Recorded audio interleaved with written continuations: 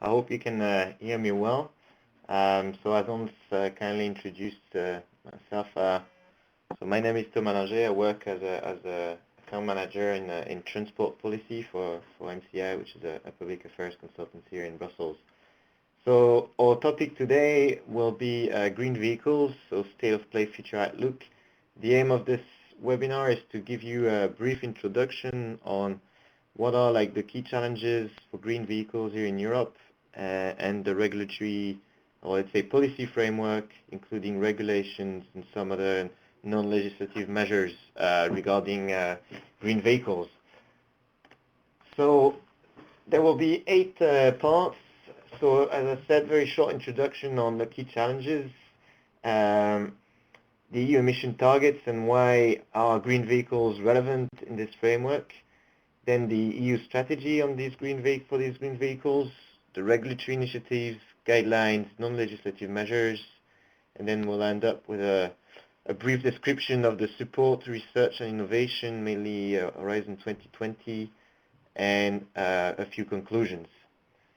So straight ahead, let's move on to the key challenges for road transport. As you can see in this graph, so the transport represents roughly around 1/4 of the entire EU greenhouse gas emissions. These are stats from 2012. Now, if you look at the share of road transport within the total transport emissions, then you can see on the graph on the right-hand side that road emissions account for 72% of the total emissions. So that to say simply that there is a huge challenge in terms of emission reduction, and in particular for the road transport sector. Now, the main problem with the emissions from road transport is that compared to the other sectors, it has actually increased a lot between 1990 and 2008, actually by plus 34%. If you compare that with the other transport emissions, as you can, or the other sectors you can see on the graph. So road transport, well, transport in general is the only one that has actually increased that much. The reason for that is very simple, very straightforward. It's simply that the population of Europe has increased and the need for mobility as well. You can see on the graph as well that since 2008 we have a small reduction in the transport emissions. Reason for that is mainly the crisis that has stricken Europe, but in 2012 we're still 20.5% above the 1990 levels. So on top of the GHG issue, you also have the increasingly concerning pollutants. Well, they've been for a while, but even more these days, NOx, PM, PN, that create a lot of issues, especially in urban areas with impact on health, the smog, and so on. So that's about it for the emissions, the emission challenge. Now, the second challenge where green vehicles are particularly relevant is the oil dependence. So the oil represents today around 94% of the energy that is consumed in transport, and 84% of that oil is actually imported. So this, of course, ends up with a huge bill for the EU, up to 1 billion per day, depending on the course of the barrel. And that means, well, that translates into a 2.5, the equivalent of a 2.5 GDP deficit in the EU trade balance. Now, if you look at road transport again specifically, it accounts for 73% of that total demand, and it has increased again compared to the 1990 levels by plus 22%. So looking at the chart below, you can see that the blue line is the total, and the green line is road transport. You can see that basically road transport follows the total evolution. The reason for that is it represents like the majority of the oil consumption. The other sectors are quite stable. So looking now at the European framework for the emissions and the targets that have been set. So over the years, as you probably aware, the EU has adopted a lot of emission reduction targets at a more or less short or longer horizon. Starting first with the white paper on transport in 2011. So as you can see, the paper set up two targets, one for 2030, one for 2050. So I translate that in compared to the 2008 levels. So the objective is to reduce by 2030 by 20% the GHG emissions compared to 2008, and by 2050 to reduce it by 70%. That would mean basically that in 2050 will be 60% below the 1990 levels. Now, there has been some new objectives that have been set up by the recent Council agreement in October. So here there are no specific targets for transport, but you have an overall target of 40% GHG reduction in the EU by 2030, and what they call the non-ETS sector, so which includes transport, agriculture, and so on, must reduce their GHG emissions by 30% in 2030 compared to this time 2005 levels. Another interesting target is 27% share of renewable energy must be consumed by the EU in 2030. This target is supposed to be reviewed in 2020, and the aim is to have a level of 30%. Now, if we look at what are green vehicles and how they can contribute actually to meeting these objectives. So this is a very simple definition of what can be understood as a green vehicle. So a motor vehicle that produces less harmful impact to the environment than the comparable conventional internal combustion engine vehicles.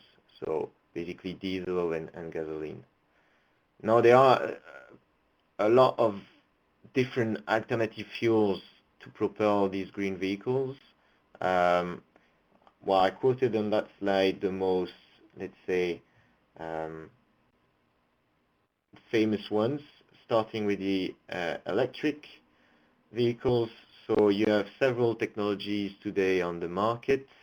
You have what is called plug-in hybrid electric vehicle, and hybrid electric vehicles. So these ones, you have both a normal combustion engine together with an electric engine, both combined in the same vehicle, and you can use either one or the other. And then you have, let's say, the pure electric vehicles, so either through a fuel cell or with a rechargeable battery. Another very important one for the future is probably the hydrogen. So here again, it's, let's say, hydrogen itself can be used to run electric motors. So two possible technologies: either you have a fuel cell, so that will be a fully electric vehicles, or you have still that combination with a modified engine that will use hydrogen for propulsion rather than the conventional fuels. Biofuel is also an increasingly used alternative fuel. The main challenge for the biofuel is to make sure that overall they do not have a harmful impact on the climate at the time of the production. So for those of you who are familiar with the topic, it's called ILUC, indirect land use change. So basically the first generation biofuels must be scrapped on the market to make sure that the biofuels we will be using are the ones that are the most environmentally sustainable, let's say. Finally, so gas, so compressed natural gas, CNG, or liquefied natural gas, LNG. These are used as an alternative to fossil fuels, so in normal engines or modified engines. But of course, the emissions are much more reduced. And liquefied petrol gas, this is the same principle, let's say, as the CNG or LNG, a different kind of fuel. Now, what are the estimated benefits of these green vehicles? Well, these stats come from the various sources, but are mostly quoted by the Commission to justify the strategy and the push for green vehicles in the EU. So first, in terms of impact on the oil consumption, so it is estimated that if you replace oil by alternative fuels, together with the infrastructure, you could save up to 4.2 billion per year by 2020, and an additional, well, actually 9.3 billion by 2030. In terms of employment, it has been estimated that if you foster the market uptake of green vehicles, you could generate an additional 700,000 jobs by 2025. Now, in terms of impact on the climate, so the hybrid configuration, which are, let's say, the first step for green vehicles, so combining the ICE and the electric motor, you can save up to have an additional 20% of energy efficiency compared to a classic engine. And it has also been estimated that with a real uptake of electric vehicles, including the plug-ins, hybrids, you would reach already by 2020 a decrease of 0.3% of CO2 emissions. Now, the target that has been, let's say, compiled, looking at the different plans from member states, is to have 8 to 9 million electric vehicles on the road by 2020. We'll see if that figure is actually reachable, given the current state of play. Now, looking at all these potential benefits, what the EU has done is set up a comprehensive strategy over the years to try support the uptake of these green vehicles on the market and their consumer acceptance. In terms of EU policy, there is not a single act, but rather, as I put it, a patchwork of initiatives that combine both regulations and guidelines or non-regulatory measures to foster the development of these vehicles. So I'll try to look at the three, let's say, main EU actions in that field. So starting first with the regulatory initiatives, then looking at the guidelines and the other measures that are not binding, And finally, the schemes that are aimed to develop the research and innovation around green vehicles.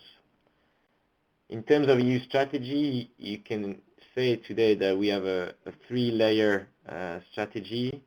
There were already some papers, strategic papers by the Commission before that, but I decided to start looking at it from 2010 onwards. So you have first this communication that sets up a European strategy on clean and energy efficient vehicles, followed by the white paper in 2011, and finally the latest document is the communication on clean power for transport. So I'll be giving you a very short summary of each of these documents, starting with the the older one, the EC communication back in 2010. So here, the European Commission has identified two angles to support the clean, what they call clean and energy efficient vehicles. So it wasn't only looking at green vehicles in the meaning that they are propelled by alternative fuels, but also at the emission reduction from conventional engines. So you had the communication identified, let's say, a list of measures, including reduction of the light-duty vehicles and the heavy-duty vehicles emissions. Most of these are either have been implemented or are in the course of being implemented, such as CO2 targets, real drive emissions, mobile air conditioning, and so on. And the second angle, which is probably the most relevant one for today's webinar, was to start facilitating the deployment of these innovative technologies in what was called at the time ultra-low carbon vehicles. So I just listed a very few measures.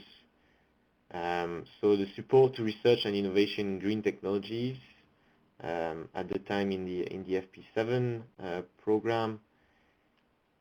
The paper was also calling for the adoption of guidelines on financial incentives and an amendment to the car labeling directive that we will talk about later, but it took some time before it was actually adopted. The launch of an EU-wide electromobility demonstration project that was done through a project which is called Green Emission,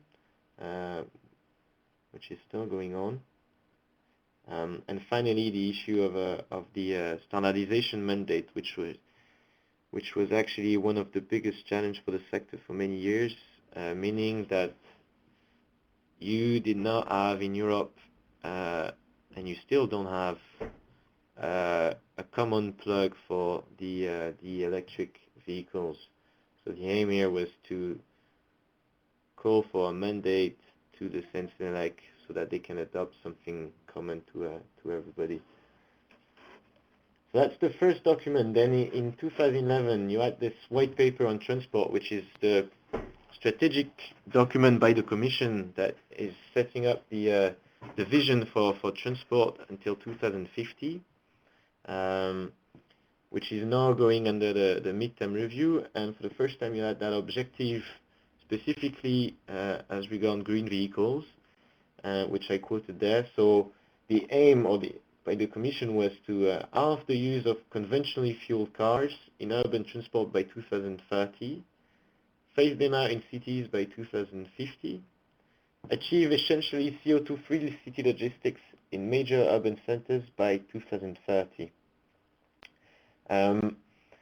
So this objective is actually, together with the other ones included in the paper, of course, going under midterm review. For those of you who are interested, please be aware that there is a public consultation going on that you can find on the Commission website to provide your feedback or your opinion on what the EU has achieved, where do we stand, and comment, for instance, on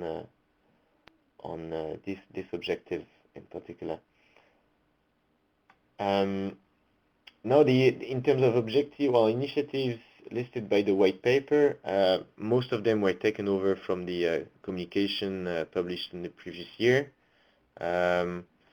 So among, let's say, also the new ones, so you had a public procurement strategy to make sure that there was a rapid uptake of the new technologies. That was one of the main instruments that was identified by the Commission to support green vehicles. Same again, rules on the interoperability of charging infrastructure for clean vehicles, guidelines and standards for refueling these infrastructures, and the adoption of a strategy for near zero emission urban logistics by 2030. So, of course, these have been implemented over the years. I will give you a brief explanation on where do we stand on for each of them in the next slides. To conclude the EU strategy on green vehicles, I must tell you about the latest one, which is the communication adopted in 2013. So this communication was released as part of a package which is called Clean Power for Transport. So it was a communication supported by a legislative proposal for a directive to support the development of alternative fuels. As the Commission put it itself in its paper, the objective of the package was to solve the chicken and egg problem that was hampering the development and the consumer acceptance of green vehicles in Europe. So basically, the problem was what they call infrastructure against market uptake. So the fact that because there is a lack of recharging infrastructure, people feel that they won't be able to use their green vehicle as easily as they do with their let's say conventional one. But the problem is, in order to develop the infrastructure and also to reduce the costs, you need to have already some kind of market uptake, so that the infrastructure is not built and then at a high cost and then not used by anybody. So that was a bit like the problem in which the EU was stuck for some years. So the aim of this package was really to put it at an end. One interesting thing, sorry if the graph is a bit blurred, but for the first time, let's say, the Commission not only acknowledged that there is no single fuel solution, but actually provides its opinion as regards what fuel can be reasonably identified as suitable for what type of transportation. So you can see, well, of course, here in the framework of green vehicles, the one we're mostly interested in is road passenger and road freight. So clearly, the Commission, for instance, acknowledges that electricity, at least for the moment, can only be addressing the short distance transportation, and you cannot rely on that technology to provide like medium or long journeys for both passengers and freight. But the other technologies such as biofuels, hydrogen, and LNG, CNG, as well as LPG, can address the entire scope although they have other issues in terms of infrastructure deployment. The communication finally, after 4 years, if you bear in mind the 2009 communication, addresses or the issue of the standardization for the plugs, and the legislative proposal, as I will explain later, requires a common plug for everything in Europe. You have again this call for new guidelines to the member states on how to provide financial incentive for the consumers, and a call by the Commission, let's say, that the Horizon 2020 project, so the EU Research and Innovation Funding Scheme, should prioritize projects for alternative fuels. So these three texts, let's say, altogether form as a block of the EU strategy on green vehicles, and they, let's say, describe what are actions and initiatives the EU must take, both actually at EU level, but also at member state level, because as we'll see, the member states, in fact, so each European country retain a lot of power to support the market uptake of green vehicles, especially for everything related to the financial incentives. So now moving on to the actual regulatory framework for green vehicles in Europe. So I've picked the two main, let's say, texts that we have today still.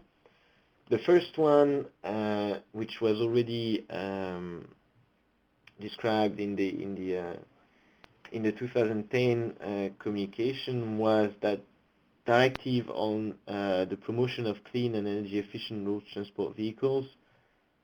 It is basically targeting as a first step the public procurement market. So the aim here is to, let's say, help or constrain the public authorities whenever they issue a public procurement request for their fleet, their vehicle fleet, that they should take into account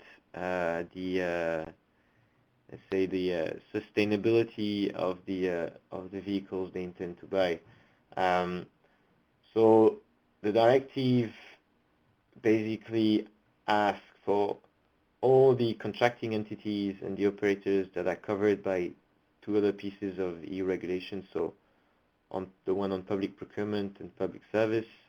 So as an example, like for instance, the postal services, the member states administration, and so on. Then whenever they purchase road transport vehicles, when drafting the request, they need to take into account the energy consumption and the emissions, so CO2, NOx, NMHC, and the particulate matters, PMPN emissions. Of course, as you can guess, an electric vehicle would score very high on the second item, because in terms of emissions, they have little or none CO2, NOx, and so on. So two options that are provided by the directive. So either you set up directly in the public procurement a technical specification regarding the energy and the environmental performance. So you say the vehicle must be below X gram per kilometer of CO2. And of course, if you set that bar lower than at 50, for instance, basically means that only the green vehicles will be able to fulfill the requirements. As a reminder, the current target is for conventional engines is 95 grams per CO2 per kilometer. Sorry. or the other one is just that you included these two specifications as an award criteria in the purchasing procedure. So you give a certain amount of points to the models that score best in terms of both energy consumption and emissions. So this was let's say, the first regulatory tool that was used by the EU to foster the market uptake of green vehicles. The underlying idea was to say that if public authorities start purchasing large fleets of green vehicles, be it hybrid electric or full electric or biofuels or LNG and so on, that will also help the development of the infrastructure and therefore help the consumer acceptance, so the people will think, yes, the infrastructure is in place, so if I buy tomorrow a green vehicle, I'll be able to use it. So it was quite successful in terms of let's say, administrations buying green vehicles. Now, in terms of real impact on the market, it was probably not that much. I mean, most of the green vehicles that are sold today in the EU are purchased by administrations, but still the number overall is quite limited. So, given that that was not enough, the EU has adopted, as part, as I was saying before, of the Clean Power for Transport package, and a new directive, which is called DAFIs, for Deployment of Alternative Fuels Infrastructure. So this, as I said, was part of the Clean Power for Transport package. It was adopted in October last year, and now the member states have until 2016 to transpose the provisions into their national law. The objective, again, is very simple: create a single market for the alternative fuels for transport and lower the dependence on oil and boost the development.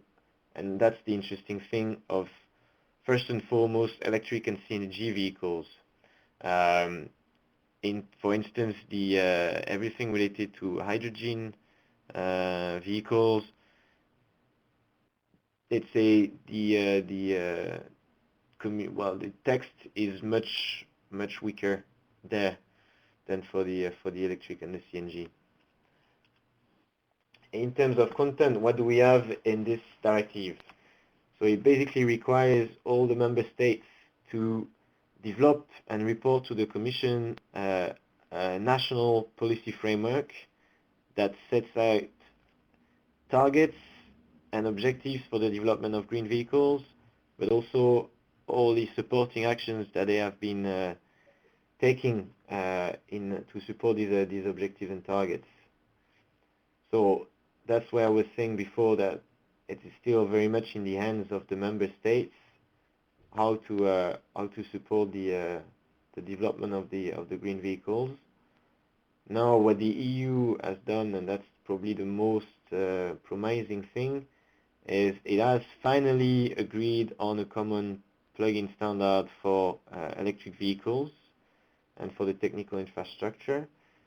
It won't happen in one day, but as of 2017, all the new infrastructure, recharging infrastructure in Europe, will have to be either what we call Type 2 or Combo 2. So the other, for instance, systems such as CHAdeMO, you won't be allowed to build these anymore. The reason why it only starts as of 2017 is precisely because some member states, like France, for instance, have started developing other type of infrastructure, of recharging infrastructure. So the compromise was to say, okay, we'll give you a bit more time to adapt and to revert to the type 2. And finally, paves the way for setting up appropriate consumer information on alternative fuels, including a clear and sound price comparison methodology. So these are like the guidelines I will talk about later. Now, two interesting facts about this proposal and the final text that has been adopted. Originally, the Commission proposed binding targets per member state. So, for instance, Germany had to fit X number of recharging plugs and stations by 2020, of which 10% were supposed to be publicly accessible. Now, for various reasons, the EU member states opposed these targets, mostly because they were, let's say, afraid of the potential cost.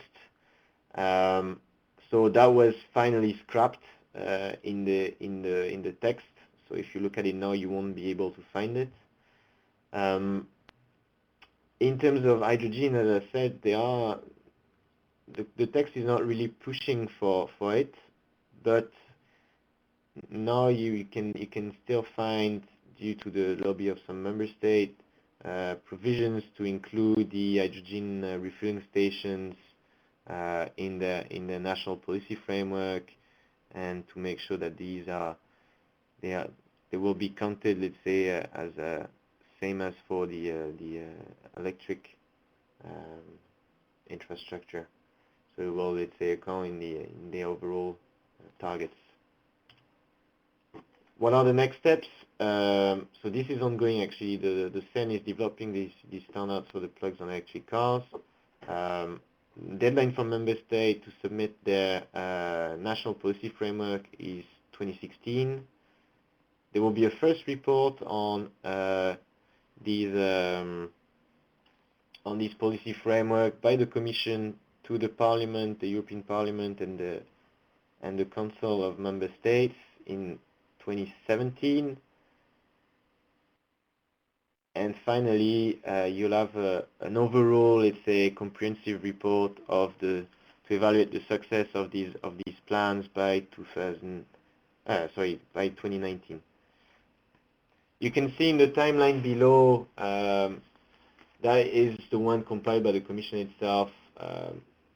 What are, like, in terms of objectives and timing, what the Commission has in mind.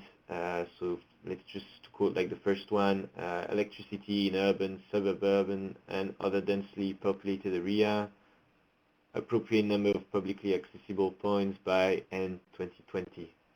I won't get in the detail of it. Hans will provide you the slides so you can have a look. But again, mostly, like, the power remains at the member state level to develop their national policy framework. So these are the two major pieces of EU legislation. This regulatory framework has been complemented by non-binding measures such as guidelines that I will talk about now. Probably the most important one, and that has been discussed for a long time before it was finally implemented, are the guidelines and the financial incentives for the green vehicles. So what was the aim of that text? So basically, to make sure that when the member state adopts some incentives, they are not breaking the EU law, and especially they're not distorting, for instance, the competition with car manufacturers from other countries or truck manufacturers from other countries, and that they also respect what is called state aid rules, so they don't use these financial incentives to provide, let's say, illegal funding to a national company. So these guidelines they don't have the power of a regulation or a directive. They are simply there to help member states adopt measures with a certain legal safety. They apply to light-duty vehicles, so car and vans, commercial vehicles, and also to heavy-duty vehicles, so buses and trucks, plus the motorcycles, the three-wheelers, and the quadricycles. They are only about CO2 emissions. There are some complementary ones on NOx and so on, but this is actually one of the challenges, is how do you make sure that your scheme not only takes into account CO2 but also the other pollutants. So it sets out some basic principles on what to do in order to be compliant with EU law. So on the left column of that short table, you have the mandatory principles that must be followed in any case. So, of course, non-discrimination, as I was explaining, you cannot say that your bonus for buying a green vehicle will only apply if it's a German car in Germany, for instance. You must respect community type approval legislation. This means that whenever you adopt the guidelines, it must be based on information that is included in the type approval of the vehicles, so when they are placed on the market. This one I explain a bit later, but state aid rules and public procurement, so you need to respect these other pieces of EU legislation, so you cannot use the scheme to illegally fund a national company, and you must also respect the rules I was describing previously on the public procurement. Finally, you need to notify these measures. Now, recommended principle. So here the main difference is member states are I'd say more freedom on whether they want to adopt or not. Whereas in the first column, if you don't respect these rules, then the Commission can actually sue the country to the EU Court of Justice. So the recommended principles, technological neutrality, that is a key principle enshrined in EU legislation whenever it comes to emissions and road transport. You cannot favor one specific type of, or you shouldn't favor any specific type of technology. So for instance, plug-in hybrids versus fuel cell vehicles. You need to set up some common performance criteria so that apply throughout the entire market. The measures must be proportionate.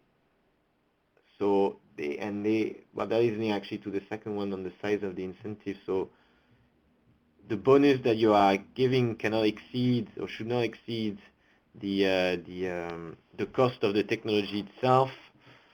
And proportionality, same in terms of bonus, it should not go above what is needed to foster the market uptake. And finally, the link to the CO2 limits in the EU legislation. So the EU strongly recommends that whenever you adopt a national text to put in place benefits when you buy a green vehicle, you use and you refer as for in the public procurement to the CO2 limits that are in the EU legislation, so the various limits that have been set out over the years. That's it for the guidelines. Now another package which is probably less high profile, but it's the urban mobility package that was also adopted in 2013. So you had, again, 4 documents, communication and 3 staff working documents. It is basically explaining the strategy, what the EU intends to do to reach that objective from the white paper. So have to have a CO2 free urban logistics. Now, in terms of real measures, here what the package focuses on in one of the staff working documents is how can a city set up a charging scheme to try restrict the access to the most polluting vehicles and support the use of green vehicles. So here you've got also like a few criteria that are essential to make sure that the scheme is not in breach with the EU legislation. So you should not make any discrimination based on the nationality of the user, the member state where the vehicle is registered, and the origin or the destination of the transport. You cannot overcharge or discriminate the occasional users. So if, let's say, if you just pass by the city once, they cannot like charge you 200 euros, whereas that's the same fee the people would be paying for a year subscription. You need to have some clear and transparent information. You need to make sure the payments can be done 24 hours per day. And but that was already a prerequisite from other legislation, but any units for the electronic fee collection must be interoperable across the EU. So the aim of this package, I just quoted one specific concrete measure. There are some other actions and some other proposals that are included, but this is like probably the most interesting one. The aim is really like to support that objective of CO2-free city logistics by 2030. Although, as you know, we are far from there. This kind of concludes the two, let's say, lead measures that I wanted to present you as regards the guidelines and the non-legislative measures to support green vehicles. Now I'll move on, try to do that very quickly now, on the support to research and innovation. You have what we call the Horizon 2020 framework program. So it is basically it encompasses every single aspect of research and innovation for all sectors in the EU. It's the leading, let's say, program to fund R&D. It was actually replacing the former one, which was called FP7, and it started in 2014 and it will last until 2020. Within that Horizon 2020 framework, you have one header which is called Smart, Green and Integrated Transport, and according to the final budget for the program between 2014 and 2020, you'll have 6,339 million euros to be attributed to innovative projects. There are three headers, main headers within the transport under the transport title. So what they call mobility for growth, one which is specifically called green vehicles, and the last one, small business and fast track innovation for transport. Now they all include actions to support the market uptake of green vehicles.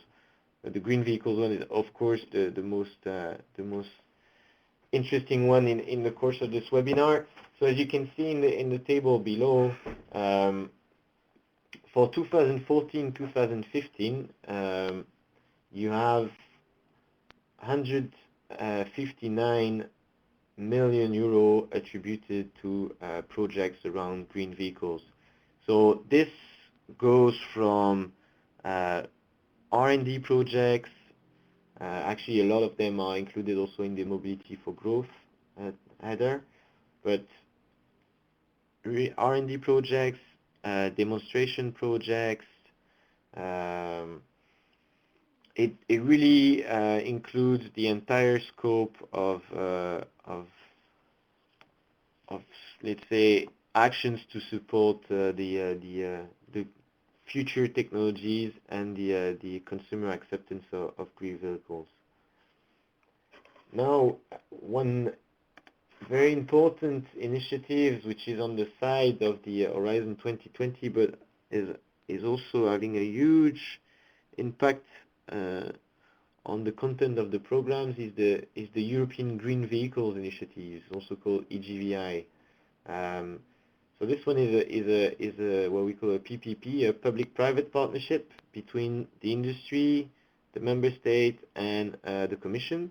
The aim is basically to identify the research and innovation activities that should be covered by Horizon 2020. Now, the reason I'm mentioning this today is because most of the future call for projects in Horizon 2020 will come from a recommendation from this EGVI. It is a scheme that was already existing in the former FP7.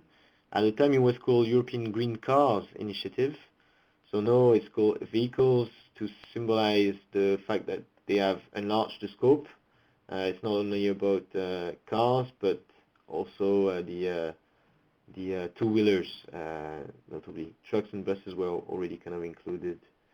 So the way it works is a bit complex, but the way it works is you have this association, EGBI, which gathers more than 70 industry members. Together with the Commission, they work on roadmaps, and they identify which should be the priorities. So it's a bit blurred again, but on the table in the right-hand side, you can see the scope of the GVI. So it goes from resources to integration. I can't even read it myself. Integration, modules, systems, up to the infrastructure, and it covers so two-wheelers, passenger cars, trucks, buses, everything.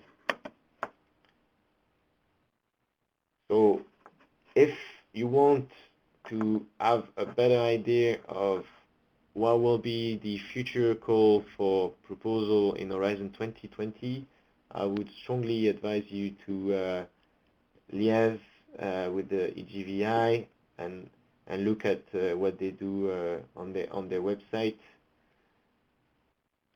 They are basically the guys calling the shots on the funding for green vehicles. This brings me to the let's say the conclusion. So I just wanted to give you a bit of a personal thinking on the future of green vehicles in Europe. Clearly, one of the very important elements which will foster in the future the uptake of green vehicle is the fact that the EU is setting up more and more ambitious CO2 emissions limits for the light duty vehicles in particular, so the cars and the vans, but also you will see coming up in the next year's proposal for trucks and buses. This has a huge impact because there is a mechanism within these objectives which is called super credits, which gives let's say a bonus to manufacturers that place on the market low emission vehicles such as electric vehicles or any kind of green vehicle really. So this bonus represents a huge incentive for car manufacturers because it helps them greatly to meet the targets. You still have two, let's say, leading countries in Europe. One actually outside the EU, Norway and Netherlands, which are very good case studies. You can see in Norway how they successfully managed to support green vehicles through a combination and a very smart combination of both incentives Financial incentives, as you know, there are like huge taxes on vehicles in Norway, so you can get a real rebate on your tax if you go for a green vehicle, but also some practical, let's say, incentives. So you can use the bus lanes. You got your parking for free. So really, it's a comprehensive patchwork of measures that altogether make them pave the way for the other countries. In terms of technology, so the plug-in hybrids and the hybrids as a whole are definitely the leading technology on the market. That's not a big surprise. So people can use their electric engine when they are driving in an urban area, and whenever you need to go for longer journeys on the motorway, then you shift to the conventional engine. The only problem is by fitting two different engines, somehow you lose some efficiency on both of them. So there have been some questions whether these hybrids were actually such a good technology compared to very low emission conventional engines, for instance. But I think that today, I mean, it still represents some kind of improvement compared to what we have on the market in terms of a classic, let's say, in internal combustion engines. Due also to this mechanism of the super credits, you have a lot of models that have been launched and a huge diversification of the powertrain portfolio, so the ones I've been describing. So on top of the hybrids, you have the batteries, the fuel cell that is coming up big. And the big advantage is also that they have a longer autonomy. But you still have a lot of threats that hamper the development of the green vehicles. First, it is still very much driven by regulation, so emissions and taxation. There's not a lot that EU can do on this regarding the taxation. That is very much in the hands of the member states. So they are the one that can, as Norway, for instance, set up a real incentives for the consumers. The EU emission legislation will go more stringent in the next years, but this will not be enough unless you have infrastructure which is covering not only the urban areas but also outside, so you don't find yourself stuck in the middle of nowhere if your electric vehicle, for instance, is low on the battery. And for that, the DAFI directive probably won't be sufficient. Possibly one of the reasons is because the mandatory targets are gone. So now we still have to rely on the goodwill of member states in a difficult financial context.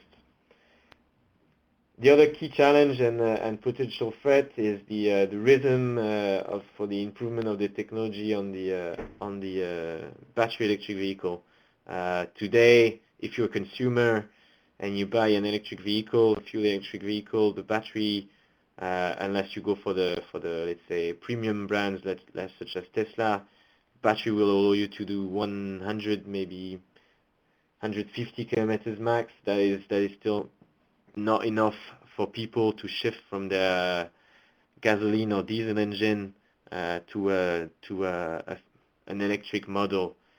For a very simple reason is, in most cases, they can't afford to have two different cars.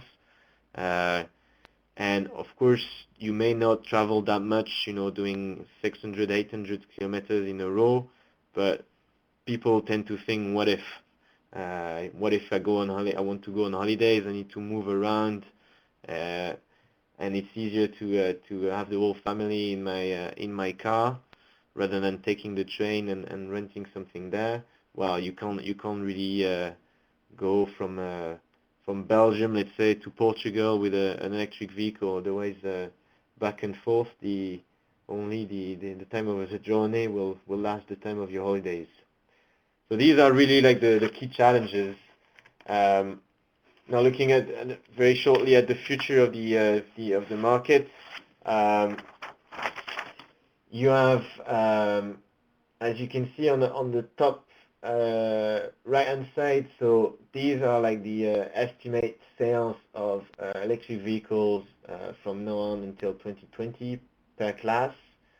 As you can see, so today, 2015, we are around 300,000 units. And they estimate that by 2020 we'll reach 1 million, so that you get some kind of comparison. That is a very, very low figure still.